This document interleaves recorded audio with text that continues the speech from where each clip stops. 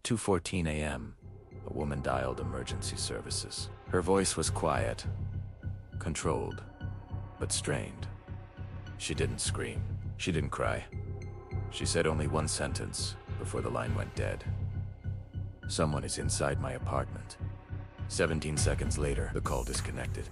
By morning, investigators would discover something deeply unsettling. The call was never logged. The apartment complex sat on a narrow residential street. 2 floors. 6 units, all occupied by long-term tenants. There had been no reported crimes in the area for years. No break-ins, no disturbances. The woman who made the call had lived there for nearly 4 years. She worked regular hours, paid her rent on time, kept to herself. Neighbors described her as quiet, polite, almost invisible. She wasn't known to panic, and she wasn't known to call for help. Earlier that evening, nothing appeared out of the ordinary. Security cameras from nearby businesses showed her returning home shortly after 9 p.m. She carried a small grocery bag, unlocked her door, entered alone. No one followed her. No unusual activity was reported in the area. For nearly 5 hours, nothing happened until 2:14 a.m. Emergency call systems are designed with redundancy. Every call is automatically recorded, timestamped, logged across multiple servers. Even dropped calls leave digital traces. Even accidental dials are stored. Even silence is documented, which is why what happened next troubled investigators from the beginning. The operator on duty that night would later give a sworn statement. She recalled the call clearly. It came through without caller ID. Not unusual. What was unusual was the sound. Before the woman spoke, there was movement. Soft footsteps, fabric brushing against a microphone. Controlled breathing. When the woman finally spoke, her voice was low, measured. As if she was afraid to be heard. "Someone is inside my apartment."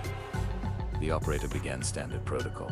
She asked for an address. Before the woman could respond, there was a sharp sound, like the phone striking a hard surface. Then silence. The call disconnected. Normally, a disconnected emergency call triggers an automatic callback, but the system flagged the incident as a technical failure. No call log, no number, no audio file. By the time a supervisor manually dispatched officers, 45 minutes had passed. That delay would become critical. When police arrived, the building was silent. Lights were off in most units, no sounds of distress, no signs of forced entry. The woman's apartment door was closed, locked. Officers knocked, no answer. After several attempts, they entered using a master key. Nothing appeared disturbed. Furniture was neatly arranged, no broken objects, no overturned items. The kitchen light was on. Her phone sat on the counter. Charging, unlocked. There were no missed calls, no outgoing messages. The bedroom showed signs she had been awake. The bed was unmade. A blanket lay partially on the floor, but there were no signs of a struggle. No blood, no evidence anyone had forced their way inside. Then officers noticed something that made the room go quiet. The door chain. It was fastened. From the inside, chain locks can only be secured by someone already inside the apartment. There was no damage to the door, no signs the chain had been tampered with, which meant one of two things. Either the woman locked it herself, or someone else did. Investigators reviewed system logs repeatedly. They searched local servers, backup servers, regional call databases. There was no record of the call, no metadata. No indication the system had even received it. Yet the operator's workstation showed a brief activity spike at 2:14 a.m. Something had connected, just long enough to disappear. Neighbors reported nothing unusual.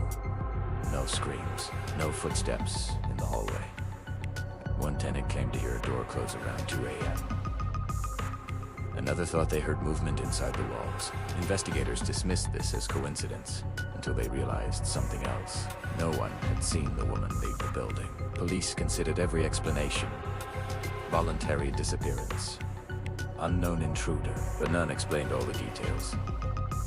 Not the chain lock. Not the missing call. Not the phone left behind. Not the absence of evidence. The case slowly went cold. Months later, the emergency operator resigned. In her exit interview, she said something that never made it into the official report. She claimed that sometimes, when the call center was quiet, she could still hear the breathing, not on the line, but in her headset. When nothing was connected, the woman was officially declared missing. Her apartment was cleaned, repainted, re-rented. The emergency call remains unlogged, unrecorded, unexplained. And if the system never received the call, who did? What do you think happened? Do you have a theory that might explain the unexplainable? Let me know your thoughts in the comments below. And if you found this story as fascinating and unsettling as I did, please consider liking the video and subscribing to the channel for more unresolved case. We'll see you in the next one.